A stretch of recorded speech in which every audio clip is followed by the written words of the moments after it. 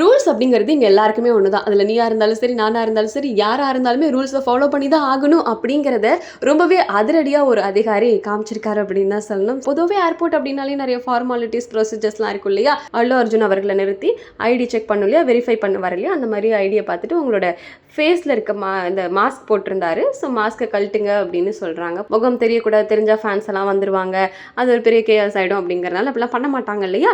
So mask போட்டு வந்திருக்காங்க. அவர் கழட்ட சொல்கிறாரு வெரிஃபிகேஷனுக்காக. ஆனால் அவர் கழட்ட மாட்டேன், நான் தான் அல்லு அர்ஜுன் அப்படிங்கிறாரு. அது வந்து விடாப்படியாக இல்லை முடியாது, நீங்கள் மாஸ்க்கை கழட்டி தான் ஆகணும் அப்படின்னதுமே அல்லு அர்ஜுன் அவர்களுடைய உதவியாளரும் வந்து கொஞ்ச நேரம் பேசுகிறாரு.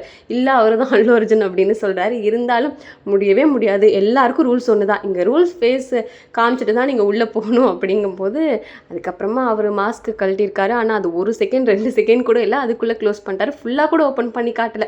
ஸோ இங்கே என்ன நம்ம பார்க்க வேண்டிய ஒரு விஷயம் அப்படின்னா, யாராக இருந்தாலும் சரி, ஆக்டராக இருந்தாலும் சரி, பொலிட்டிஷியனாக இருந்தாலும், சாதாரண மனிதராக இருந்தாலும் சரி, ரூல்ஸ் அப்படிங்கிறது எல்லாருமே ஃபாலோ பண்ணித்தான் ஆகணும். என்ன நீங்கள் இப்படி பண்ணுறீங்க, யாராக இருந்தால் என்ன?